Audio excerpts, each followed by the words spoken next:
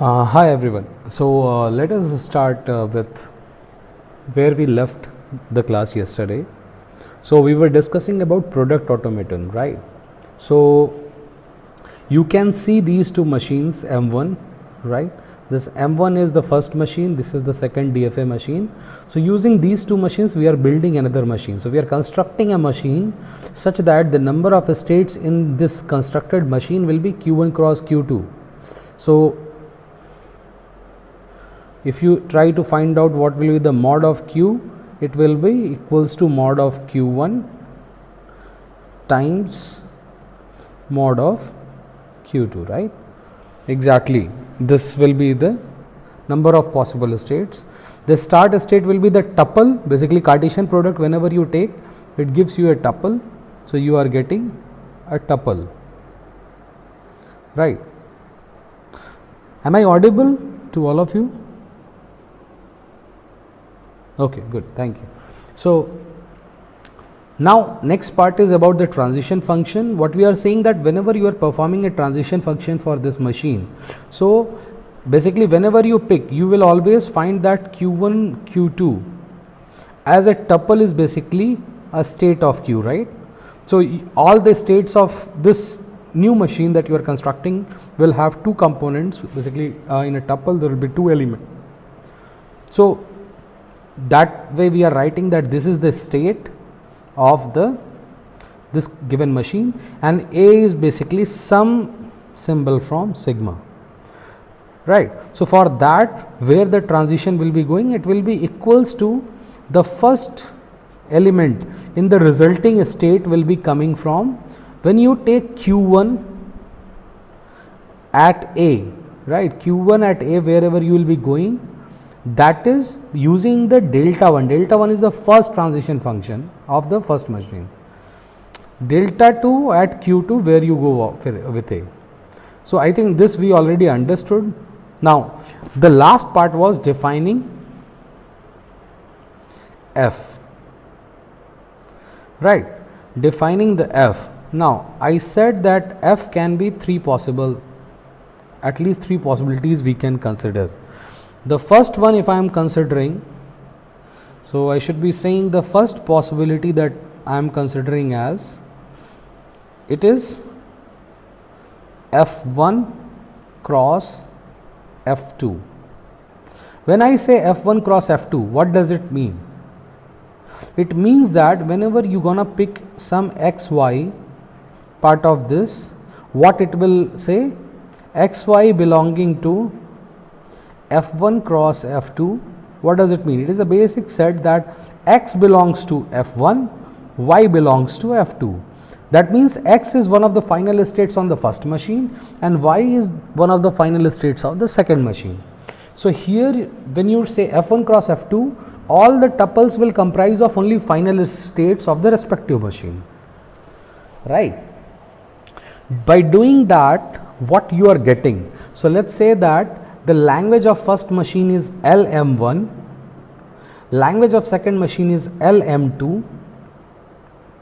Now language of this machine that you are constructing is LM. So what is the relationship because of this you are getting, right? So if I have, okay, so if I have to get the relationship, what relationship you are getting here, that L of M is actually L of M1 intersection with L of M2, right? That's what you are getting. Is there any question in this? Anyone who is unable to follow why this is happening? Certainly, to prove that you have to prove, see, the construction is one part, but anyone who doesn't agree with this thing? Second is, if I do it at place of this as Q1 cross F2 union with F1 cross Q2, right?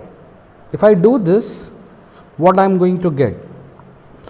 You will realize that the language of M will become L of M1 union with L of M2.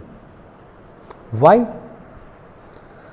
And the third one, if I have to say, I ask this, that you should find out, if I want to find that my language of M should be equals to L of M1 minus L of M2, what should be the thing, what should be the construction of F should be?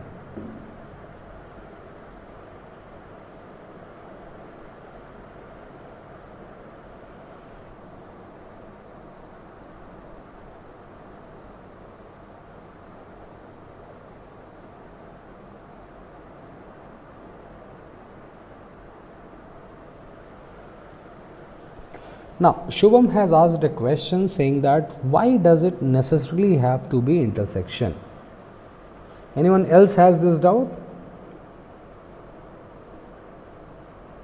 So, what we are saying that whenever you fix that F is equals to F1 cross F2, it becomes intersection. Why? It is because, see, if you will understand what actually this machine M does. So, for example, there was this machine M1, there is this machine M2. Now, this was the start state of M1, this was the start state of M2, right? When you started executing for a string W, you want to see that how it executes on both the machines. So, if after processing W, this reaches to this state, so that is what we are saying, it is Q1, Q0 for 1, this is Q0 for second machine, and after processing W, this reaches to this state, let us say P2 and P1.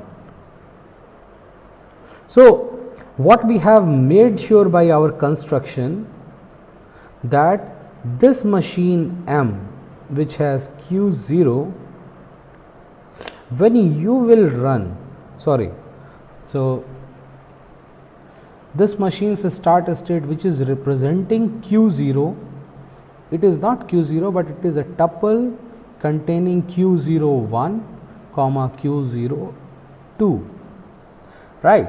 And when you run it for W, it reaches to another state which is another tuple, and this tuple actually is P1 comma P2, right? So, this is machine M. We have made sure this thing. Now, if you understand this part, understanding the rest is very easy. That using two machines, we constructed a single machine that can simulate both of these machines together. Why we are doing so? First thing, that is important. We could have done it, right? We could have given the string W as an input to both machines M1, M2. And then whatever is the answer, we could have seen and combined this answer, right? One can think of this, that why don't you run both the machines individually on the string and then you do that, actually join the answer. But see, there is a constraint. Whenever we talk about any finite state automaton, right? Whenever we talk about any finite state automaton, the machine looks like this. There is a finite tape given to you where you can write your input. Finite tape because we are talking about finite length input string. So, this is your input tape and it is a finite length. Now, this machine actually has a header that is pointing to the current state, right? So, this machine has states and everything and all the transition and everything written, and this header moves from left to right. So basically it's a 0 1 0. Once you move this header from here to here at this location, you cannot take back this. So what I am saying, when this header from this point actually moves forward, you don't recall what happened in the back. Basically you forgot the strings, as well as you cannot go back and see it. So there is a restriction that it is a read only tape first of all,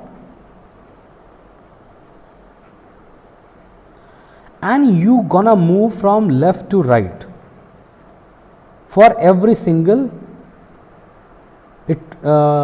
step. Now with Upsilon, when we got the Upsilon NFA, we got it relaxed that you may or may not move. Moving from this to this is like you have already seen a 1 and you have processed it, and based on that you have changed the state. Now based on another 0 you have to decide it. So whenever we are talking about a machine that simulates both of these, you cannot say run this twice. That means once you read from left to right, then you bring it back to left and run it for the second machine. No, it is not allowed. Only a single point of time you will be given and you will be allowed to read it from left to right. That is the restriction, right? So it is like a file is given, you can read it once from left to right when whatever time you want to do, and one single at a time, and you will be moving left to right. You cannot read it from back to forward. So this is the restriction of this computational model for any finite state machine, whether you take it as a DFA or you take it as a NFA or you take it as a ENFA. In every case you must have to do that. Yeah, so I think this is the answer to Shubham's question of simulating for the string independently on the other different machines, right? Then when you are simulating it on different machines, you are not giving a proof of the existence of a single machine. You have to prove that. To prove that some property is closed, you have to prove that there is some DFA, right? When you have to prove that, basically what we are trying to prove, we are trying to prove that language of M1 intersection language of M2, it is also regular. When you have to prove that this is one language which is regular, we already know because we are saying that there is a DFA. There is another language which is also regular because we have another DFA, and we are saying that when you take the intersection of these two languages, the answer is also regular. To prove that it is regular, you have to prove that you can construct a finite state machine that does the same job of recognizing the intersection. So that's why we are building a single machine that can do everything. You cannot do that, run first machine then run second machine. No, sorry, it is not possible. And also for a single machine, only one time it is allowed to read from left to right. That is the restriction. Is it clear? Or is there any doubt on this? Because this is very essential. Now, when you say about intersection, why this thing is going to give you intersection, why this cross gives you the intersection? Because whenever you reach to this P1, P2, and you have decided P1, P2 is always a subset of what? It always belongs to your F1 cross F2, right? So whenever P1 comma P2, that after processing a string on this machine M, if it belongs to F1 cross F2, what do you know? That means it is a final state. This denotes a final state, right? So whenever P1 comma P2 is part of this set, that means this is a final state for this machine. Is it clear or not? Because we have defined the final states of this machine like this. So any tuple of states P1, P2 which is belonging to this F1 cross F2, it is a final state for machine M. That means if after processing W, you are able to make up to this machine P1, P2. You are able to reach to that point. That means this W is acceptable. It is acceptable on this machine. It is acceptable on this machine. Then what this W does for these machines individually. You can either go back and check here, but anyway, if P1 comma P2 belongs to F1 cross F2, you know that P1 is actually coming from this and P2 is actually coming from this. So P1 is a part of F1 and P2 is part of F2. What is F1? F1 is the final states of first machine. Therefore, P1 is one such state that is the final state of the first machine, and vice versa you can say for P2 that it is one of the final states of the second machine. Therefore, what it says, if W is acceptable on this machine, then W is definitely acceptable on both these machines, because if W is taking to a final state here, then the first element where it takes of the tuple, that is one of the final states of the first machine, and the second one is a final state of the second machine. And therefore, if W is acceptable on M, it is definitely acceptable to both these machines. If W is not acceptable here, what does it mean? So if W does not belongs to the language of M, what does it mean? Certainly when you found the P1 comma P2, it is not part of F1 cross F2. And that will ensure, if it is not part of F1 cross F2, that means certainly both of them are not part of at least one, either P1 or P2, or both are not part of the respective final states. So therefore, if a string is not acceptable here, it will make sure that at least one of the machines rejected. Is it clear? Right. So in this way, that's what, if you follow this part, you will able to follow the rest very easily. Okay. Any questions to this understanding? When you set F equals to F1 cross F2, how it shows that it is intersection? Because for intersection, that's what you have to show. If the string is belonging here, it is belonging to both of these places. If the string is not part of the language, it is definitely not present in at least one of them. Because if any string is not part of the intersection, what does it mean? Either the string is not present in both or in at least one of them. And that is made sure from this, because at least one of P1 or P2 is not a final state on the respective machines. So it is not accepted on at least one of the machine M1, M2.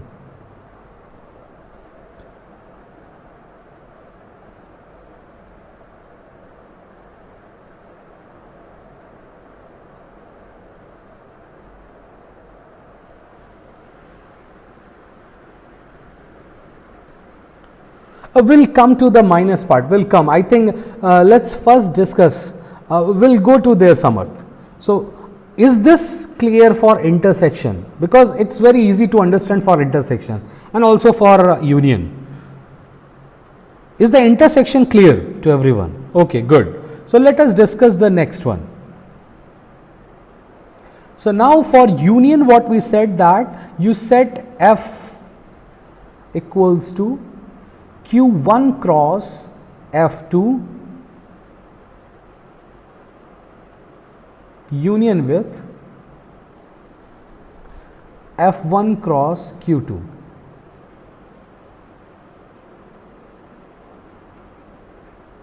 Do I need to explain this? Anyone who wants me to explain this?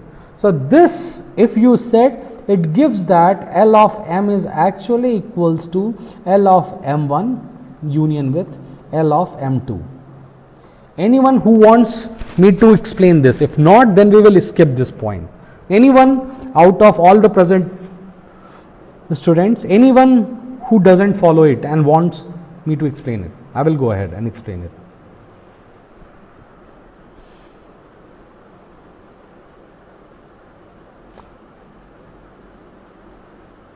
You can click on, if you are not comfortable sending a private public chat, you can click on my name and send a message, a private message, right? I will get and explain it.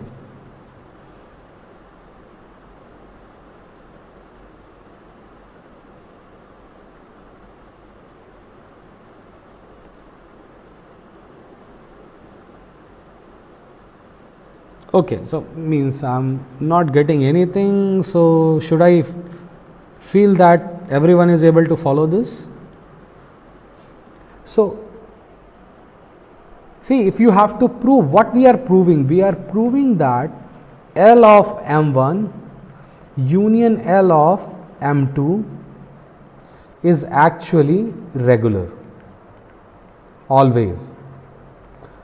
To prove that union, the regular languages are closed under union operation, what we are proving? We said that there is a language LM1, there is a language LM2, and what is happening?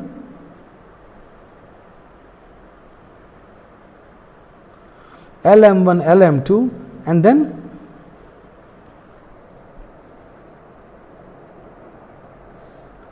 these languages are regular,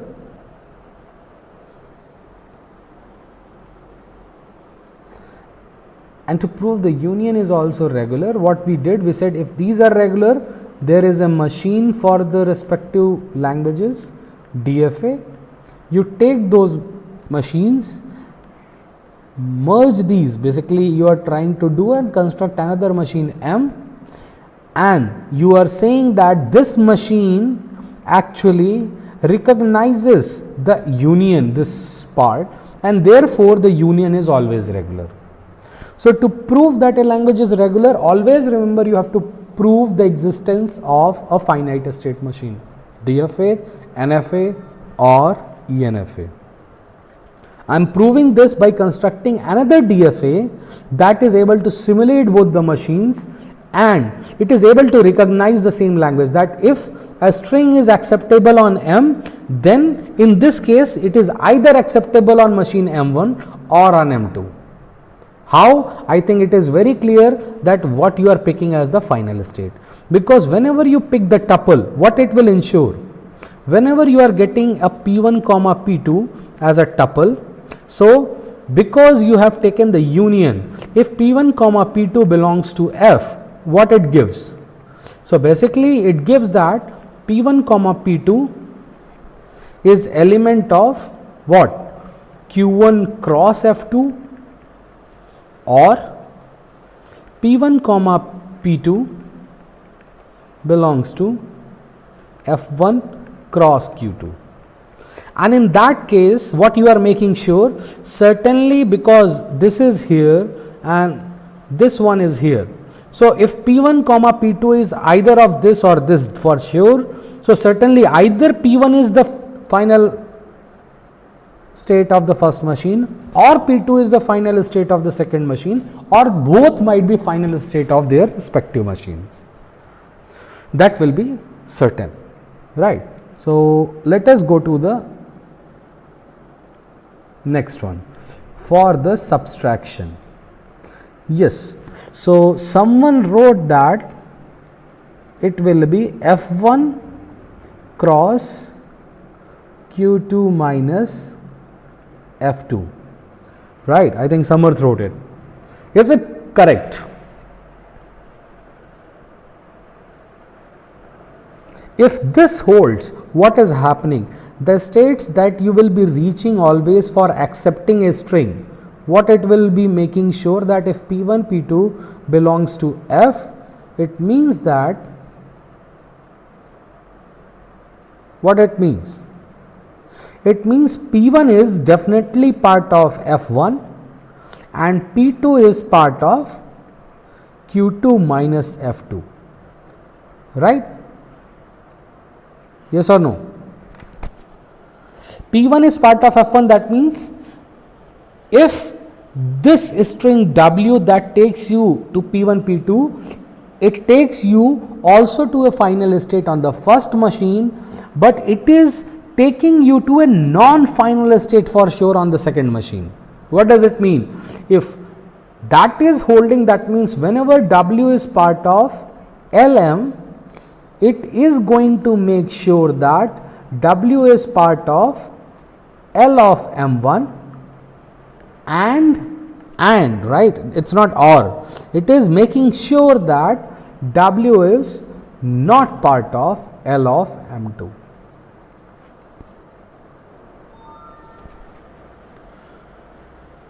Is it clear?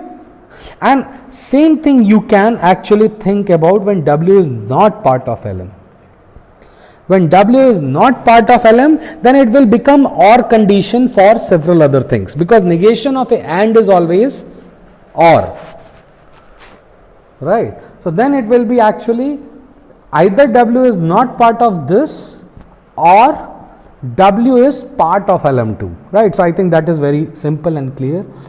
You should be, so whenever it is asked you, so basically when I am saying that prove that, the theorem might say that if L1 and L2 are two regular languages,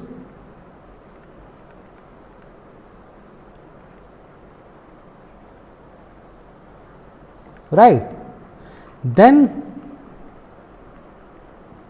prove L1 minus L2 is always regular.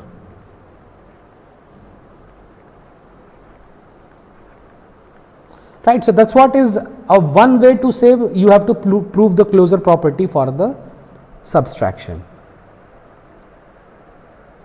Why? Because you are saying that if L1 minus L2, you are always saying that it will remain regular if L1 and L2 are regular, then that means subtraction is holding, and regular languages are closed under this set difference operation. So to prove that, you have to prove that there exists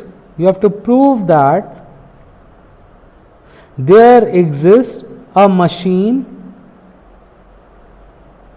M, there exists a machine M such that language of M is actually L1 minus L2.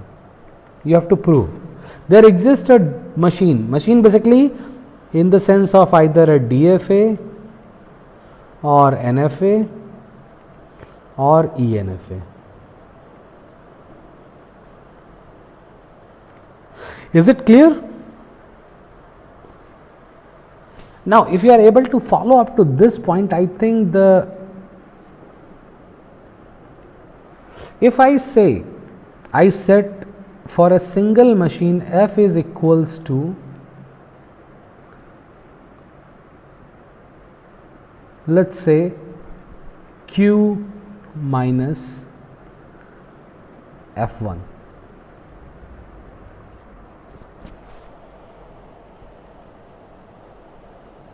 Oh, sorry, what I am writing. Okay.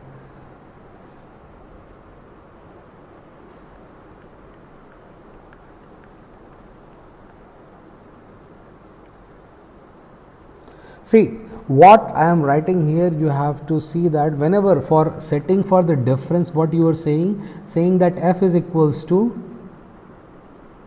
F1 cross Q2 minus F2. Now, there is a language L1, right, and for this language L1 we have a machine called M1. For sigma, let's say that there is a machine, another machine, so let's say this is L2 and M2, and for sigma we have a machine M1. Now, for any language L, which I am writing here as L2, and for any for sigma star there is a machine, not sigma star there is a machine M1. By the way, can you design a DFA for sigma star? It's very simple. I don't know whether you have ever thought about it, but this is the DFA for sigma star. The start state is the final state, and for every input it remains in sigma. So this is the DFA for sigma star, right? Now, when I take a sigma star, so this is M1, so this is actually I am calling as M1. For any language which is regular, there is a machine M2 for it. Now when you do the same thing here, what you have done, what you gonna get? Because whenever you say that I am getting a language L equals to sigma star minus L2, What does it mean? It means L2 complement, right? That means the language represented by the machine, if you take the set difference in this following way, you will get complement. So what it says, the F1 should remain as sigma star, and for the second machine you should change the final states. You will realize that whenever you have a DFA, this is the start state and there are some final states and some intermediate states. Whenever you apply the same product automaton with this, what will happen when you apply a product automaton? It will not create, although it will create a tuple at each of the states, but once you do a Cartesian product between this and this machine, you will still get the same copy of the machine. The difference will be on each of these states. At place of the name just Q0, you will have also this R1 at each of the states written. And then when it comes to set the final state, you are saying that the final state on this machine should be where you have the first machine's final state, which is a single one, and all the final on the second machine you should ignore, and the final you should make as those states which were not final on the second machine. What it is saying is that for all those states which were not final here, those become final. And that's what in one of the examples on the practice day, if you remember, we were doing that. If you have a machine for a language and you want to, and especially the DFA, so if you want to find a DFA for the complement, it is something very simple. You just make all the final states as non-final and you make all the non-final states as final. Why you are doing so? This is the proof. Because if you do this, you are actually deducting this language from sigma star by doing so, and that gives you the complement. Is it clear? Is it clear to everyone?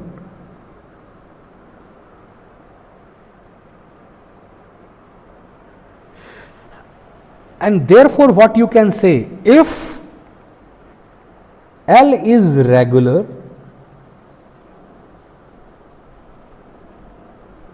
so L complement is also regular, because L complement is nothing but sigma star minus L, and sigma star is also a regular language. Why? Because we have a DFA for it, right?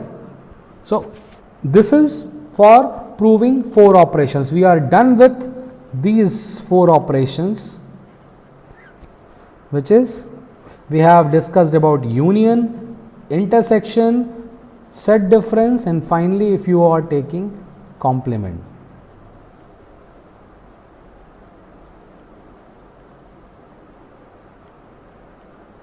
Now let's talk about some more operations.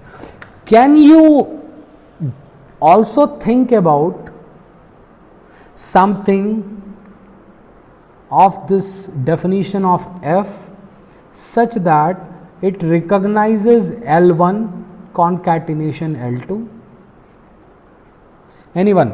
I am giving you a minute. Think about a value of F such that it starts recognizing L1 concatenation L2.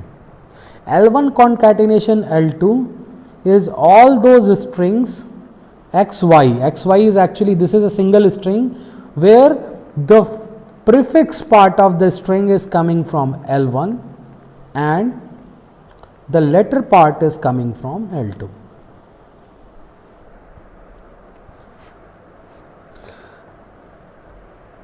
Anyone who would like to answer for this? What should I take the value of F on the product automaton such that it satisfies this?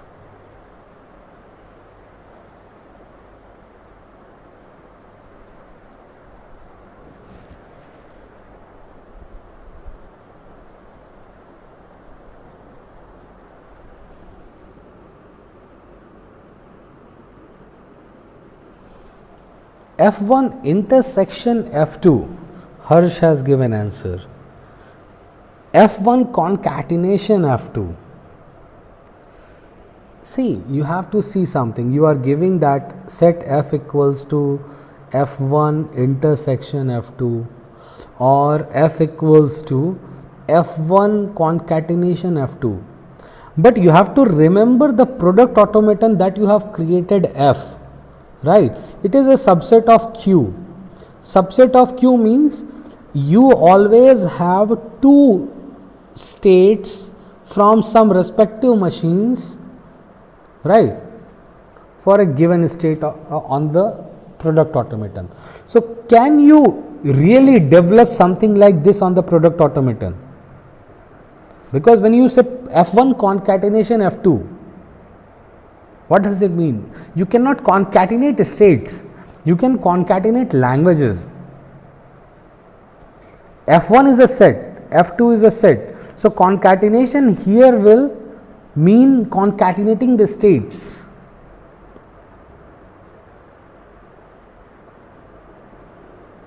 These are sets. Okay, so we have another option as F equals to F1 intersection F2 cross F1 intersection F2. Now, will it still, if you get something like this, will it be part of Q? That is my first question. That means if P1 comma P2 is a tuple, which is it part of Q? Because when you say P1, it has to be coming from Q1 and P2 has to be coming from Q2. But when you say F1's intersection F2, and what do you mean by F1 intersection F2? I am still unable, because F1 is the states of first machine, F2 is the states of second machine. Finding intersection between them, see, for example, when we taken an example for the previous in the previous class, these were Q1, Q2, something like that. These were R1, R2, something like that. How can you take intersection between these two? It will always be a phi.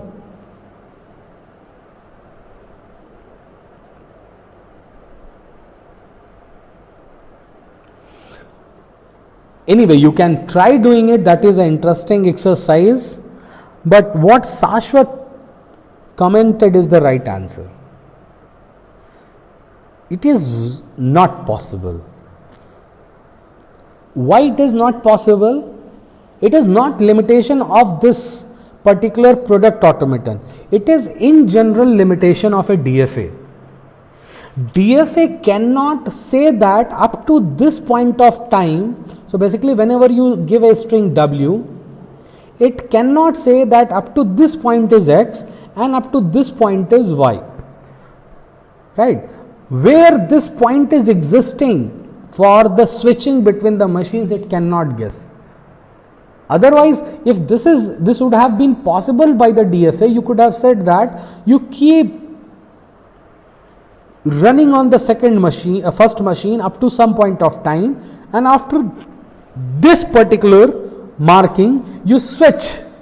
By running on the first machine only and not moving the second means you are still on the start state of the second machine until you are processing this part, and as soon as you reach to this marker, you start running on the second machine, and wherever you reached on the first machine's state, you record that point and then see. But where you have to do this switching, DFA cannot decide, because DFA is a deterministic machine.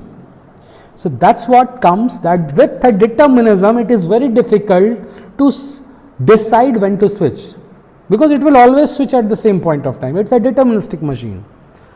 So do we have any other machine that has the power in different branches? It can guess that, okay, if I made the switching at this point of time, what happens?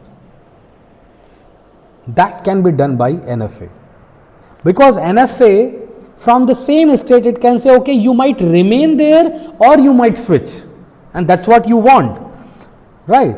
What you want here, you want to say that whenever you are getting a string W. Even when you read the first symbol, you take a branch there, saying that this branch is saying this is still X running, and the other one says Y arrived. Once you read the next symbol, it in the X part it has again two branches saying that is still X, and this one says same Y arrived. Further here you keep doing it. So after reading from front to back until you reach here, it is still checking for the possibility it is X only and the other one as Y arrived. In this way, if you are seeing this whole branching, what it is able to guess? In the leftmost you see, it is saying that the whole string W is equals to X, and in the first iteration when you said that this is Y arrived, it says this one is represents that W is equals to Y, and this one in some way representing W is equals to X, and all these intermediate branches in between this left and rightmost, right, is actually giving you that some part of this actually is X and the remaining is Y. Is it clear? See, this is a very ad hoc way to understand it, but if you are able to follow what I just said using this diagram, then I think rest comes very easily to you. So to check, because you can read it just one time, you cannot keep doing that. First I checked for this. So if I asked you to write a program, you will say, okay, first take the first symbol and then go for all, then you take first two symbols, then go for the rest for the second, read first three, first four, and there is a double loop I am running. But sorry, you cannot do that. The limitation says you can just read it once, that too from left to right. So once you read a symbol, you cannot come back. So then what I can do, I can make a guess at this point of time, and the guessing is only possible with the help of NFA. So I on my NFA, if this is the NFA, when I get a symbol, I go to two different states on a symbol A. This says this actually A is part of X, this A says that this is part of Y, something like that. See, this is again a very ad hoc way of explaining, but that's what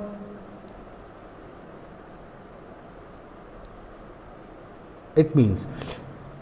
Harsh, it is a restriction of the computational model that we are assuming that it is only a read only tape, and that too once you are reading from left to right, the symbols are being deleted, you are not recording them. So it is going ahead and ahead and ahead.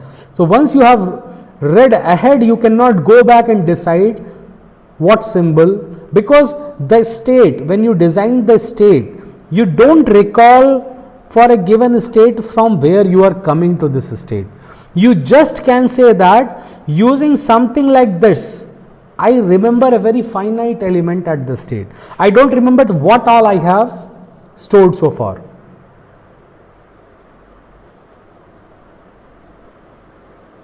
And the main reason why we are not able to record is that there is a finite, if you are reading this input. So your machine, if you are recording everything, it's like for every new incoming you are keep recording and you are keep creating a new state. So you will be creating so many large number of states, right? And then it becomes very difficult.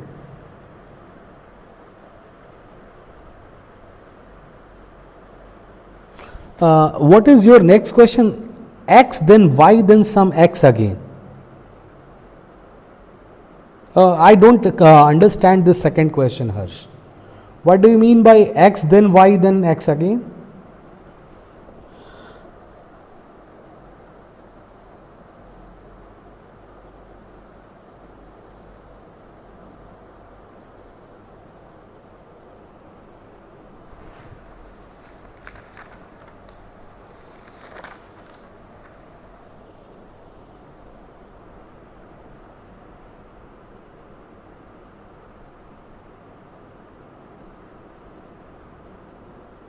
Anyway, I'll come back to your question maybe after this. Let us go back. Before doing the concatenation, let us learn another way of proving that languages are closed under operation using NFAs. So far we were using DFAs, right?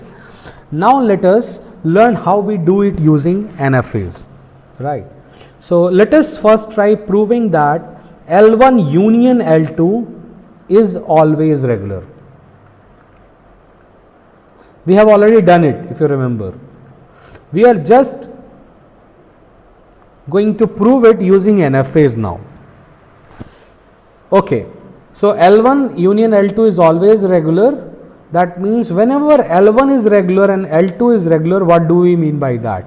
That means for L1 there exists NFA N1, and if L2 is regular, for that there exists an NFA N2. Remember that. Whenever two languages are regular, so for respective for each of them there is a NFA. Let us take this NFA. This is my N1 and this is my N2. So this is, if I have to say, this is my Q02, this is my Q01. So this is a black box I am creating. I am not going to define the transition and everything. I am saying that this is my N1, this is my N2. Whenever I am designing N1, so certainly there is a start state there, right? And what else is there? Apart from start states, there will be some intermediate states. Same holds for this one. Apart from start state, there will be some intermediate state and some final states.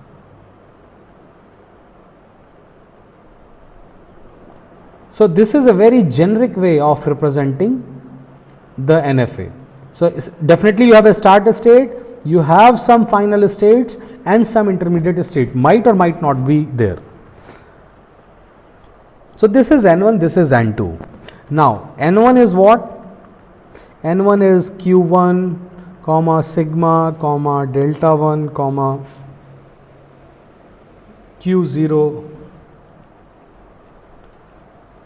Q01 comma F1, and N2 is the other NFA with Q2 sigma delta 2 Q02 and F2. Now I want to prove that union is always regular. So what I have to do? I have to design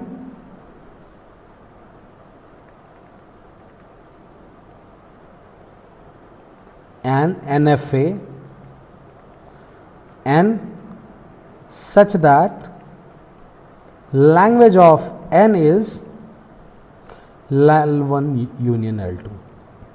How we gonna do that? Because L1 is regular, so there is NFA, L2 is regular, so there is NFA. We gonna use these NFAs to define another NFA, design another NFA that starts recognizing Ln. That is very simple, designing it here. Again, if you design Q, so if I am designing N, so that means I am designing N equals to Q sigma delta Q0 and F. Again, you have to define the components. If you are able to do so, that means you have designed the machine.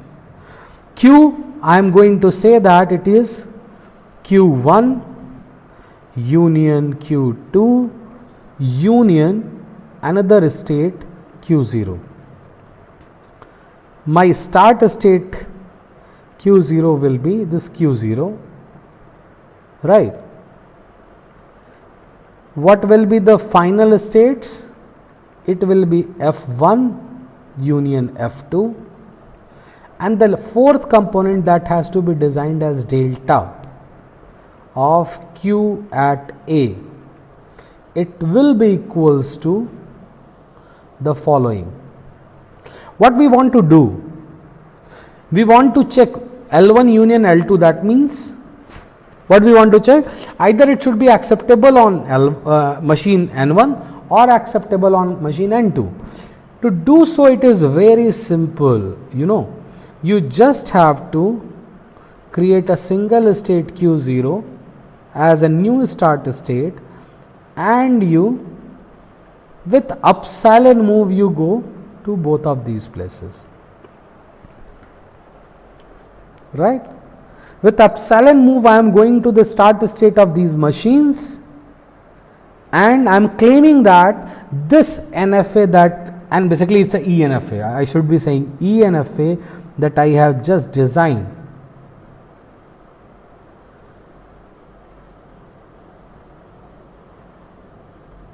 this is my N that I am constructing, and the language of N is going to be L1 union L2. What is the components of L? You say Q is actually all the states of Q1, all the states of the second machine, and another state Q0. Q0, what is the start state? It is Q0.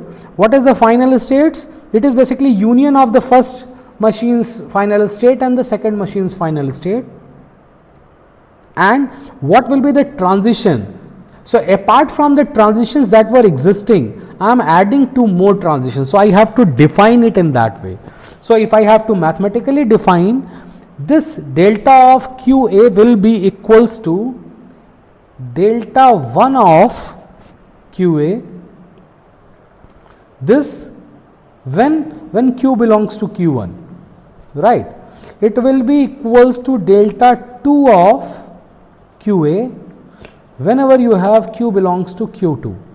What I am saying there, the transition function on the bigger machine will work as if Q is one of the states of the first machine, so it will be behaving as the transition function of the first machine. That means you are actually somewhere in this machine. Whenever your state on which you are applying the transition, it is actually part of Q2, that means on the second machine you are considering some state. So from there all the transitions will be behaving as you were on the second machine. In addition to that, it will be equals to Q01 comma Q02 when Q is equals to Q0, right, and your A is equals to epsilon. So what this particular transition is saying, that whenever Q is actually Q0, that means this one, and A is epsilon, so you are, whenever you are at Q0 at epsilon, you will be going to Q01 and Q02. So these two new transitions you have added here. And finally, just to make certain of this, you are saying that it will be 5 whenever Q is actually Q0 and A is not epsilon. So from Q0 you don't have any other outgoing transitions.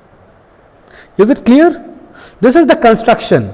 You have actually designed a machine N such that it looks like this. Now to prove that this N actually accepts this language, it is very trivial. To prove, you can mathematically prove by induction or something like that, but for understanding it is very easy. It's like for a given string W,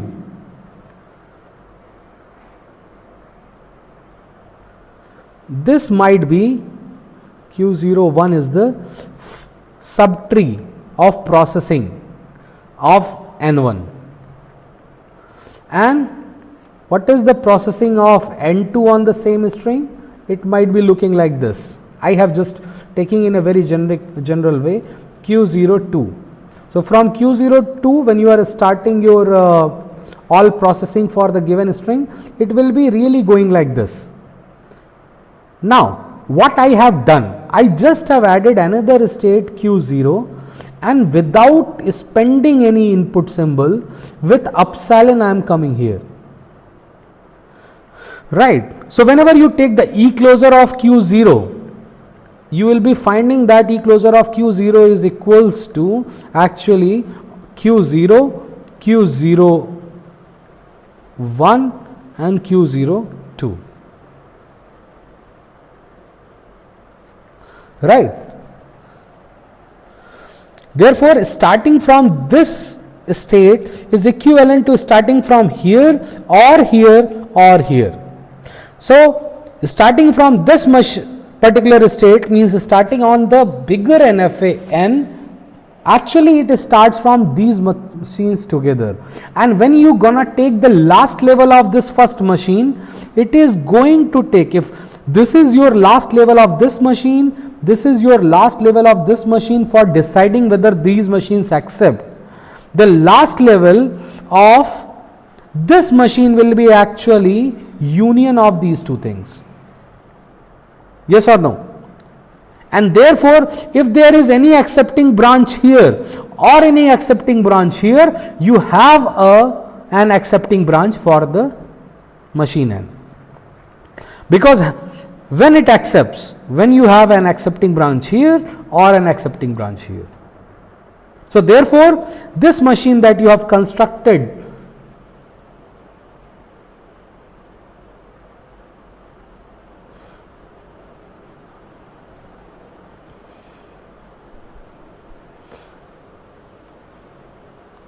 here, it actually recognizes L1 union L2.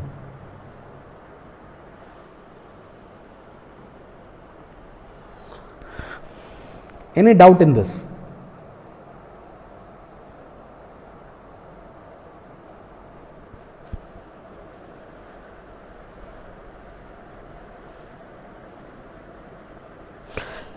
N1 and N2 is not running parallelly.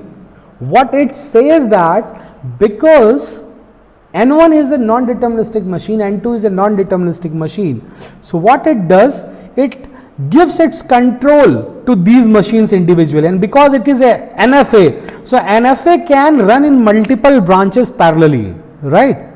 That's what NFA does. So on given 0, it may say stay on the same state, and in the other branch it is saying go ahead.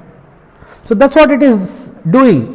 At Q0, when you get epsilon, it is saying that go to Q01 and Q02. Now after going here, you might be for a given symbol A1, you went from Q01 to these states, and from the second machine at A, you went to these places. But because you have gone with epsilon, you have not spent any symbol, you have not already read any symbol. So still, whatever the input symbol is given W to read for L1 union L2, the first symbol you are reading actually after you are going to these two states.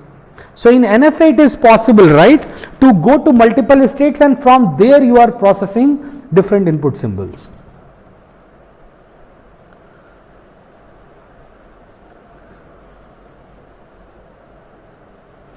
So with DFAs it is not possible.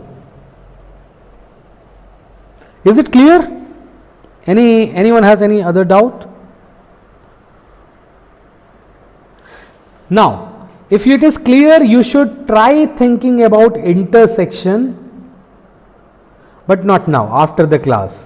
You should think about intersection in this way, that which state should I make final or whatever construction such that it holds for NFAs.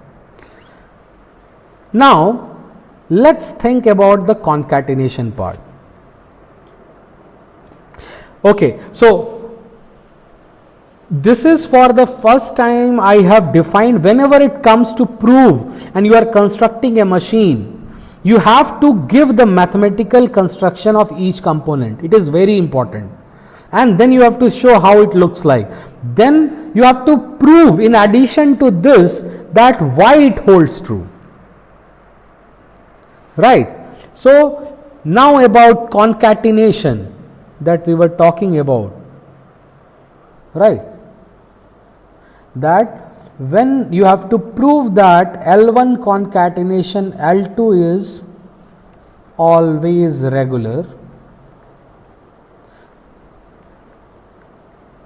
given N1 and L2 are two regular languages.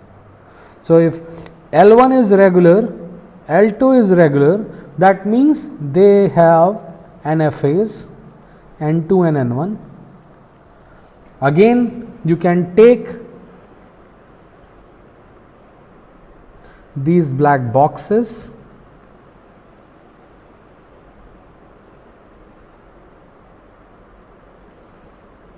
This is the start state of first machine. This is the start state of second machine, right? Now, these are intermediate states on this machine. These are intermediate states of this machine. You have final states here, and you have final states here.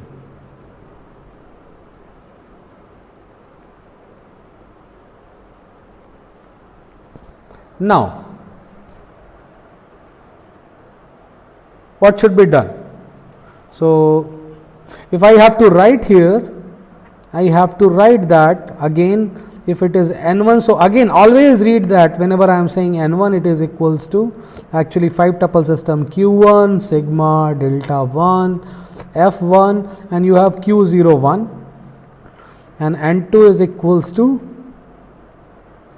q2 sigma delta 2 f2 and q02. q02 is the start state of this machine. So this is q02, this is q01.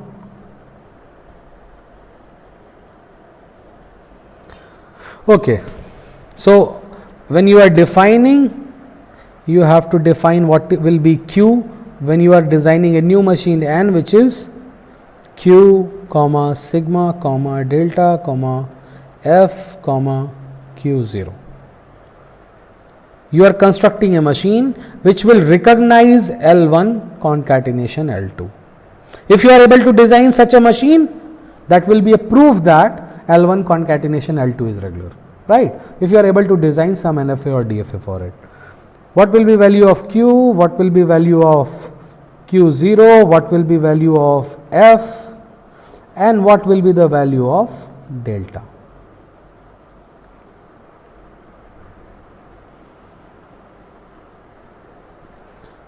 Okay, there is a suggestion coming from Shashwat saying that connect final states of N1 with an epsilon transition to the start state of N2. Okay, let's try doing that. So, okay, by the way, these are the final states, right, of this machine. So, he is saying that we should be connecting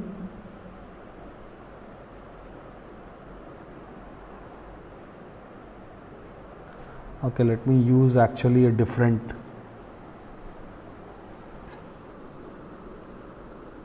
this is a final state, this is a final state. So, from these states let me choose a different color. So, this at the same way, let's take another transition, and what these transitions are with epsilon, right? Is it what you are saying, Shashwat?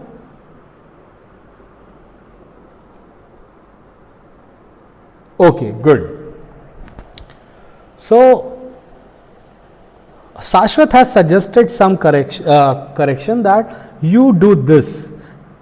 So, that means basically you are saying that Q is equals to, I am again writing for this, but I think after this one I am not going to write. So, this is Q1 union Q2, Q0 will be, what will be Q0, Shashwat? Q0 will be just Q01 as per your construction, right? So, now what will be F in this case? F1 union F2.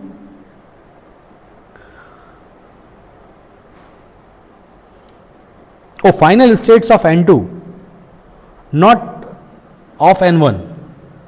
So, this is machine N1, this is machine N2. So, only final states of N2, not N1. Harsh is saying both. Shashwat is saying only N2. Where should I go? I am confused now.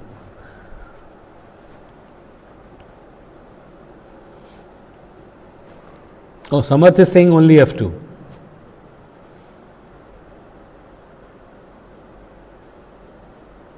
So what others feel? What should be value of f? We have multiple answers now. It says f1 union f2 or just f2. Two answers we got, right? Anyway, so that is one thing. And delta, what changes happened? I think apart from this, we have not made any changes, right? So two transitions, not two. Actually, it is not true. It is number of final states on the first machine, those many epsilon transitions from those final state to the start of first machine. Correct? So delta, I think you should be writing by yourself. I am leaving it for you to write. It will be something in addition to what we were writing last time. For every, whenever q is part of f1 and a is epsilon, you are adding a transition, right? When q is part of f1, so I think you have to really work it out and try writing it. It is interesting, and if not, you can refer the book at the last moment, but you should try doing that later. Now let's coming back. The interesting part is this, because we got two suggestions here. So we have to now tick one. What will be, do you want me to write this delta, or is it okay? I should leave it up to you guys for writing.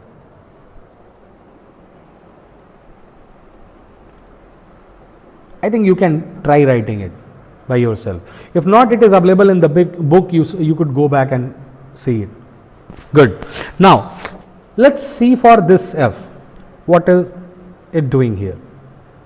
So one person is saying that these will be no more final state. It will be a single state, right? This remains a single state, as a single state without any final state. The other suggestion is that even this and these will be the final states. If I have to prove any of these as incorrect, I have to give a counter string. Yes or no? The counter string is something very simple. Let me put here. Let's say that L1 is equals to AB and CD, L2 is equals to XY PQ, right?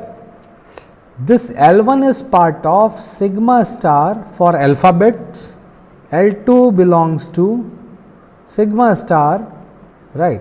L2 is also a subset of sigma star.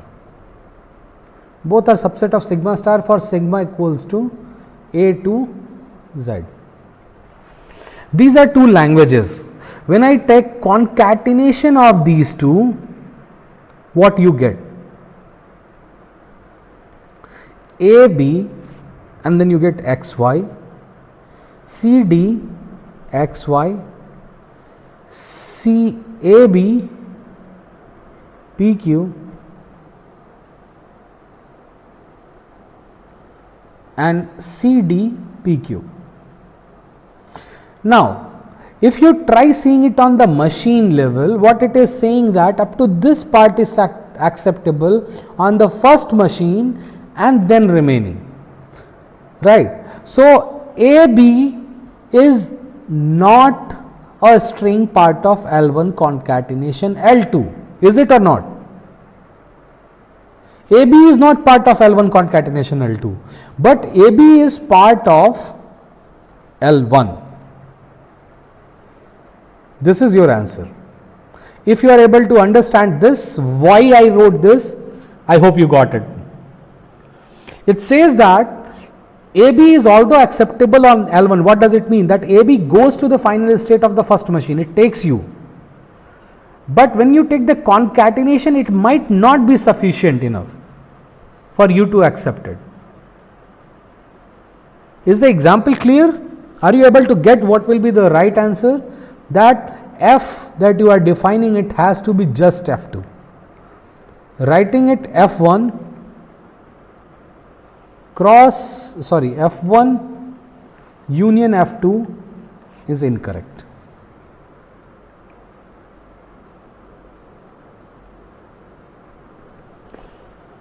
I think very good, Shashwat. You are saying, so I was just trying to explain it using this, but any string from L1 minus L2 is a counter string.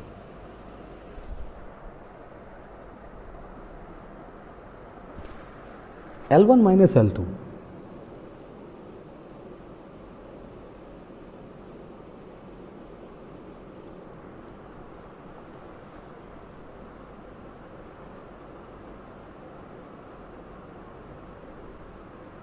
Actually, the right way of saying it will be any string which is part of L1 minus L1 concatenation, sorry, let me rewrite. Any string which is part of L1 minus L1 concatenation L2, actually it will still be acceptable on this machine if you fix this thing. If you are making this as the final state, still that string will be acceptable. That is string which is part of L1 but not part of L1 concatenation L2. So therefore, you have to do what? You have to make these states as non-final. And why it works altogether? Because when you are running the machine, what it does, it's starting from Q01, right? In the beginning itself, it starts guessing some part of this whole subtree actually covers the same. So if you go back to this part, yeah.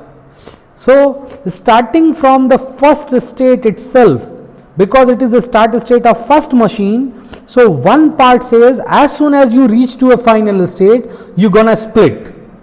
So as soon as you reach to this final state, you might go back on the same machine using the existing transitions, but you have created another possibility of start executing from the start state of the second machine. What does it say? Because whenever you are at this machine, whenever you are reaching to this machine, that means you have found the X part of L1. Yes or no? Any string which is part of L1 only will take you to the final state of the first machine. So you have already identified some possibility of X. Now for this possibility of X, you want to check whether the remaining Y, whatever is comprising for W, once you find any X, then you have to check for whether the remaining is actually acceptable on Y or not. That means whether the rest remaining part is acceptable on the second machine.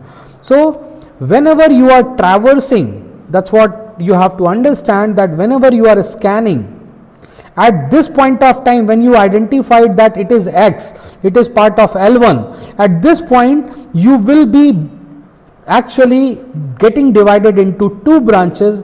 One will say that the next symbol is still part of the first machine itself and X dash, while the other branch will say that you have already got X, now start searching this symbol on the second machine for Y. Right? Is it clear or is there any question?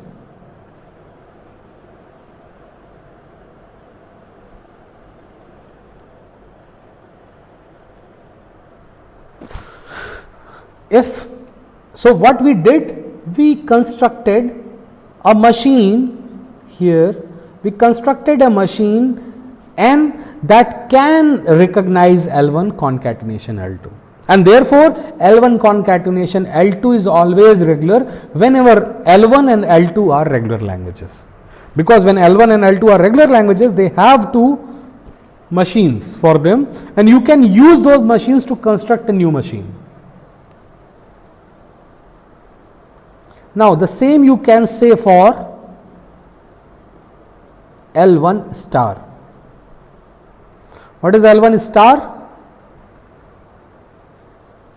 It's a star operation. So L1 star is what? It is 1 to the power 0 union with L1 union with L1 square union with L2 square, likewise. This you have to prove. It is very simple. And the next one that we wanted to do, LR, the reversal. When you have to do for reversal, it is something very simple, that if there is some NFA for L,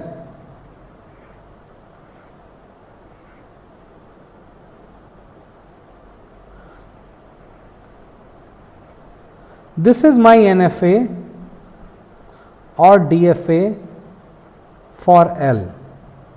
If I have to design a machine for LR, what you have to do? Basically, you have to remove this start state.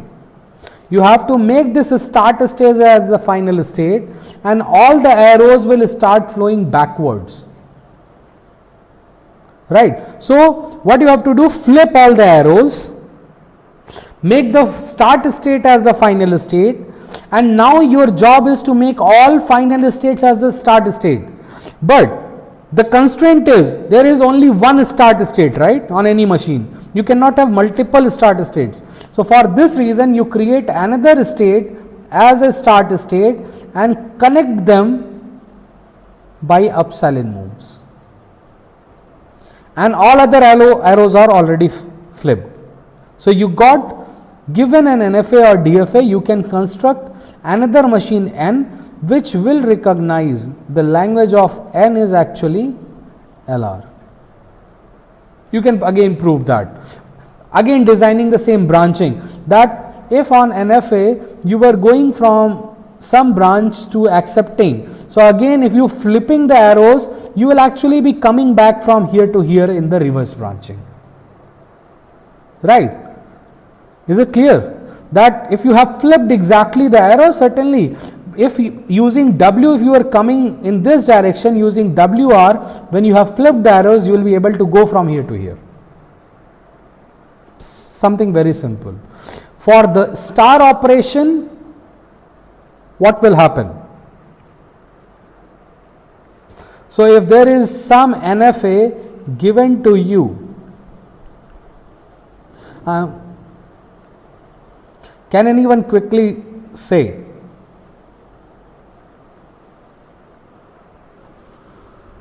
Okay, interesting. So, Shashwat is saying connect the final state of the machine to the start state of the machine. What it will do? It will give you the possibility of concatenating a language with itself, right? When you are concatenating this with this, it was saying that,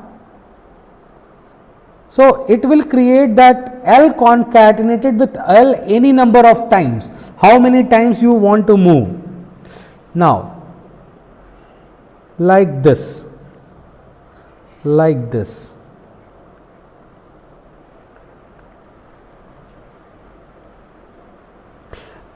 Another thing he is saying that make the start state as the final state. Is it correct? He is suggesting that I should be doing this as the answer. Anyone has any objection to it?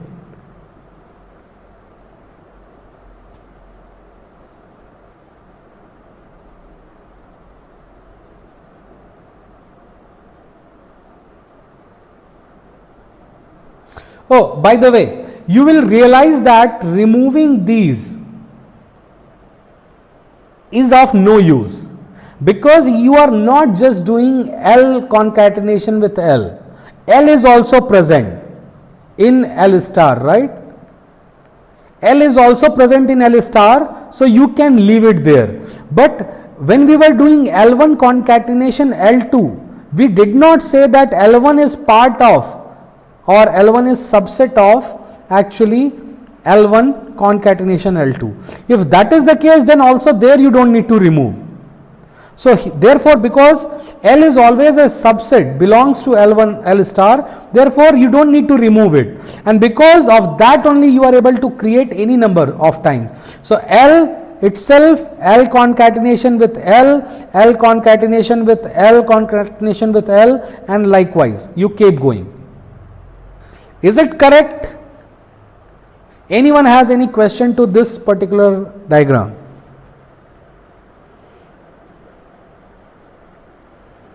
Can you find any counter string?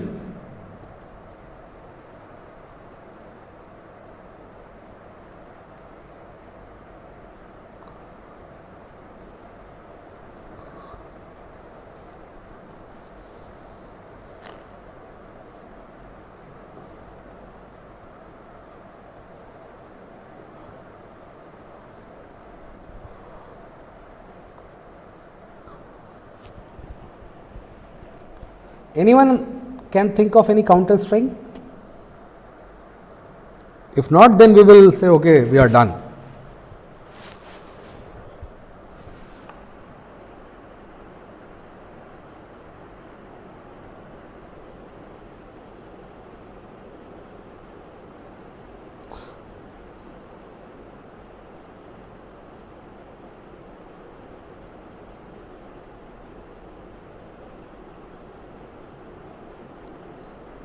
So Harsh is saying that connecting to the starting state, we connect to the previous state to the final state. I don't understand. Are you suggesting that at place of going to this, if these were the final ones, you connect it back with epsilon to the previous one? I don't think it will work. Reason being, then you are just doing it for the last symbol, the loop. You are not concatenating this machine to itself. If there was a machine and its language is L, to find L concatenation with L, what you need to do? You have to take first copy, second copy, and you have to concatenate. And then you have to remove even the final state. But we are saying that the L star is not just L concatenation L, it is also L, it is even more than that. Anyone who can find a counter string for this, for a given L, a chocolate from my side will be promised whenever you come. But in next 30 seconds. In next 30 seconds, if you give me a case where this doesn't hold true,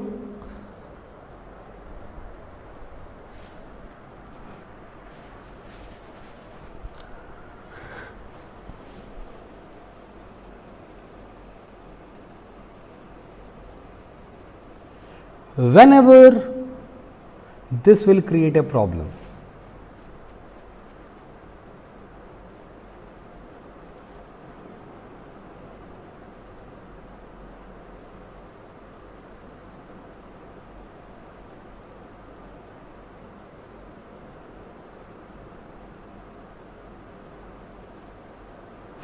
Okay, I think the class is about to get over, right? I think I already crossed few minutes.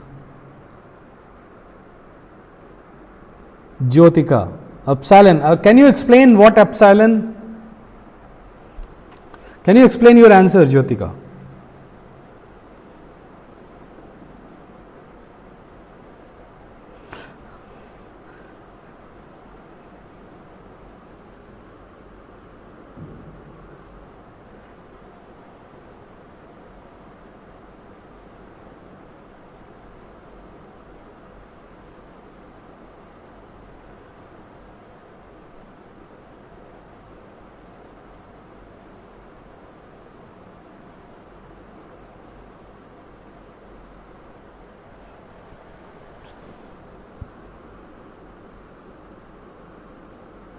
No, epsilon is part of your L star, right? Epsilon is always part of L star.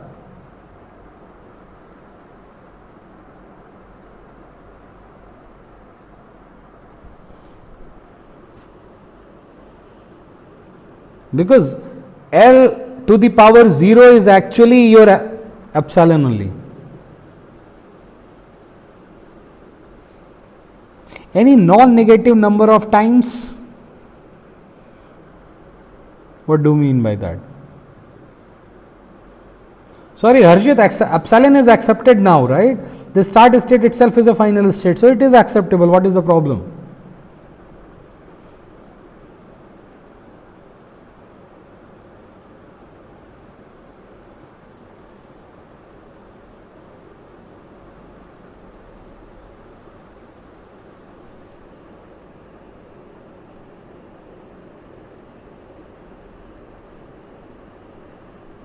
Correct. What do you mean by L should be repeated by any non-negative number of times?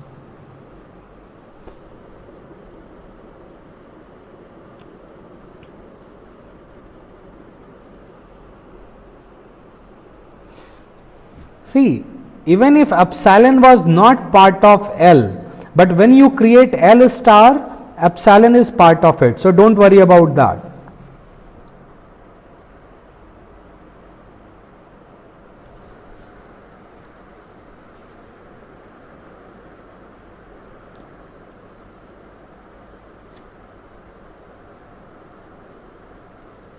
Correct. L star means that. Okay, I think the counter string, I thought at least you should be able to say, but you should not be doing this. This is not correct. This state will remain as it is not a final state, right? And you should not be adding the epsilon here. What you should be doing actually,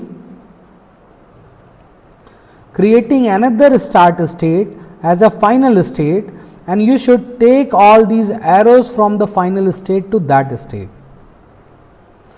You should not use the start state of this machine to make it as a final state for making it epsilon. Either you do that, or on the same machine you create one epsilon arrow going from start to final. You should never, and even that is actually not correct. Sorry, you should not do this. Why? The answer is hidden that if there was some string x which was not part of L, and x takes you from start state to start state. So basically delta cap of q0x is q0 only. Now, when q0 was not start state, a final state, x was not acceptable. But when you create this start state as final state, x will start getting accepted. Why? Because you converted the start state as a final state.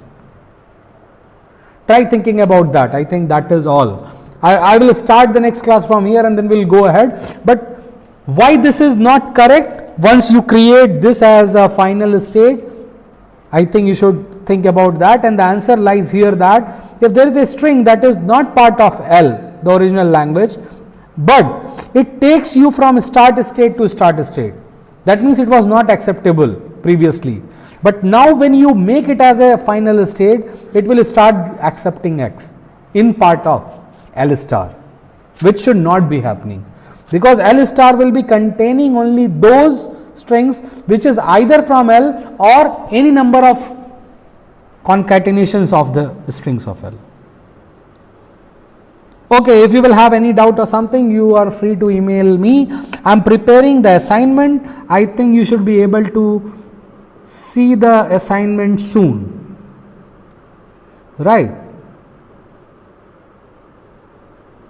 There was some question that isn't every NFA can be expressed by as a DFA? The answer is yes, because every NFA you can convert into DFA, right? So any other questions, feel free to email me.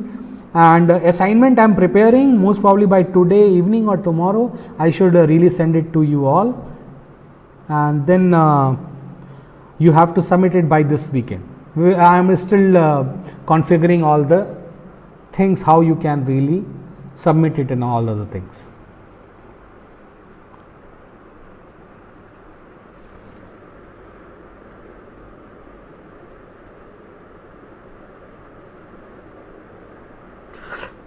Samarth, when you made NFA, it is like you have you can make a equivalent DFA also, because whenever I say you have a NFA, you can construct an equivalent DFA, right? You have studied already that algorithm.